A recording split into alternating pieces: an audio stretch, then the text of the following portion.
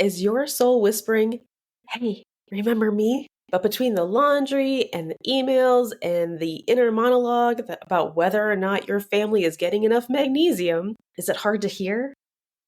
This episode is for the woman who loved journaling, doodling, dancing in the kitchen, but somewhere between the meal planning and mind managing everyone else, she stopped. We're bringing that back, that creative spark, in ways that don't require a whole new Pinterest board or even an extra hour in your day. Just a little softness, a little beauty, and a whole lot of nervous system relief. Welcome to It Starts at Vegas, the podcast where your stress levels go down and your self-awareness goes up. I'm Emily, and I am a neuromuscular massage therapist and a big believer that creativity is a key to knowing who you are. It is essential, especially for women.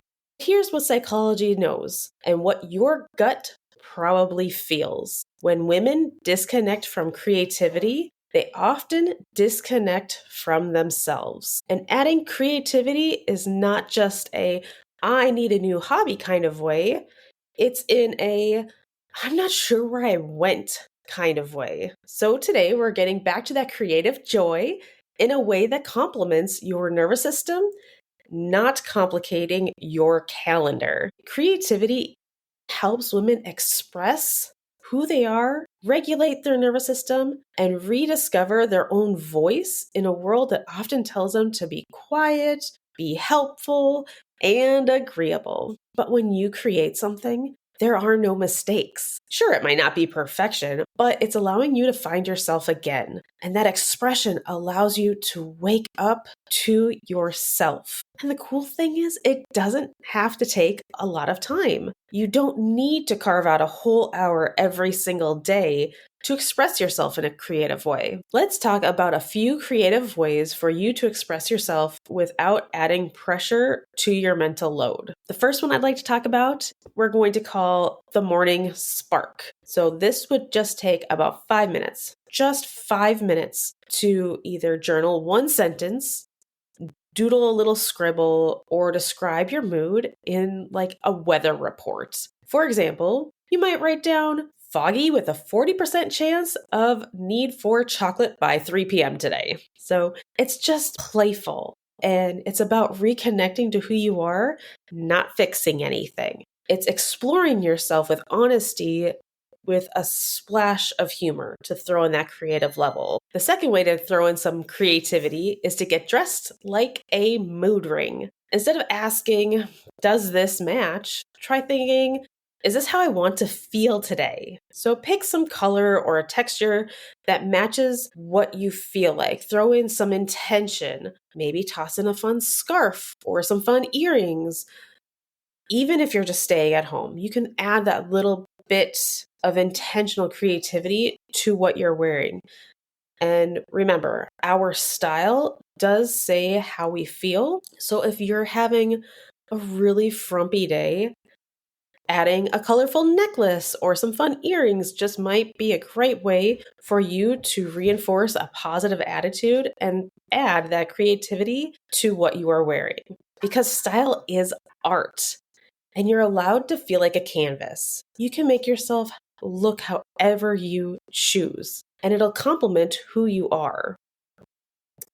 I am a big fan of the British baking show, and one of the judges on that show does a great job of this. If you ever watch a show, and her name is Prue, she's always dressed in colorful outfits and this usually big jewelry, and she's just always happy, and you can tell she enjoys what she's wearing. You can tell that it makes her feel good, and she creates her own sense of style that matches who she is. This next tip is something that I really do implement every day, and that is creating a personal soundtrack. Music is amazing because it's a portable reset button. It can feel us to our core. It can express ways that we don't always have words for. So you just need to create some playlists that will match your energy, or help shift it if you need it to kind of like readjust for your day. You could have one for grounding, one for motivation, or one for those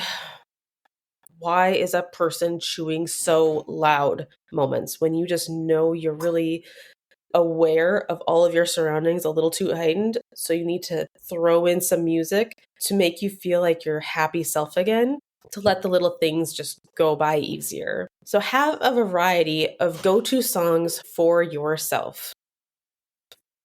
I have fun ones that I have for my kids. I've got a song playlist for when I'm happy, when I'm angry. I even have one for songs to get me in the mood for when I work on projects. And all of those things are just when they're already created for you in advance. When you have a mood that you either want to reinforce or shift from, you have your go to playlist. The fourth tip I'd like to talk about is beautifying one tiny space. There's no need to redecorate your whole house.